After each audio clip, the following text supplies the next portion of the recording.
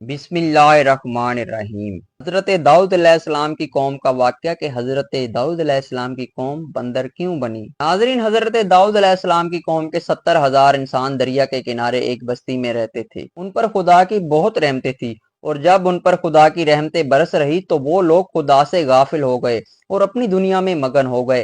اللہ نے حضرت داؤد علیہ السلام کی قوم پر ہفتے کے دن کا ادب لازمی قرار دیا اور حکم دیا کہ اتوار سے جمعے تک مچھلیاں پکڑنی ہیں، مگر ہفتے کو مچھلیاں نہیں پکڑنی۔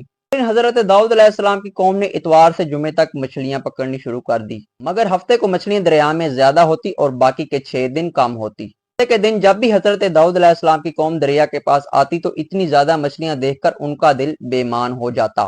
شیطان نے ان کے اس لالچ کا فائدہ اٹھا کر ان کو اکسانا شروع کر دیا، اور انہوں نے سوچ لیا کہ ہفتے کو وہ دریا میں جال لگا دیا کریں گے اور اتوار کو پکڑ لیا کریں گے۔ ناظرین، اسی طرح کچھ لوگوں نے جال لگا لیے اور کچھ لوگوں نے چھوٹے چھوٹے حوض گھر تک بنا لیے اور اس حوض کا دریا تک راستہ بنا دیا، اور ہفتے کو مچھلیاں جب ان حوض اور جال میں آ جاتی تو وہ پکار کر کھا لیتے۔ اسی بستی میں اللہ کے کچھ نیک بندے بھی تھے، اور انہوں نے کہا کہ تم لوگوں نے یہ جال جو بنا رکھے ہیں، ہفتے کو مچھلیاں جمع کرتے ہو اور اتوار کو پکڑتے ہو، یہ شکار ہفتے کا ہی ہے، تم پر اللہ کا عذاب ہوگا۔ تم لوگ گناہ کرنے سے باز نہیں آئے۔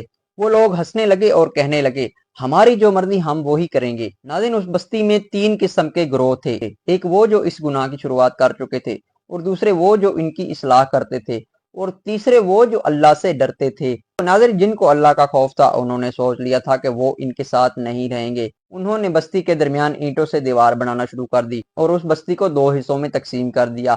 ایک طرف وہ لوگ تھے جن کو اللہ کا ڈر تھا، اور دوسری طرف وہ اللہ کے ڈر سے بے خوف ہو چکے تھے اور گناہ کرتے جا رہے تھے۔ اور ایک رات اللہ نے ان پر عذاب نازل کر دیا اور وہ بندر بن گئے۔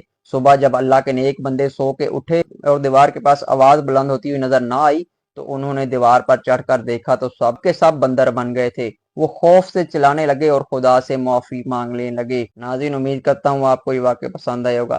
ایسی مزید ویڈیوز کو دیکھنے کے لیے ہمارے چینل کو سبسکرائب کریں، بیل آئیکن کو پریس کریں تاکہ ویڈیو کا نوٹیفیکیشن آپ کو بر وقت موصول ہو سکے۔ اللہ آپ کا، میرا، ہم سب کا حامی و ناصر ہو۔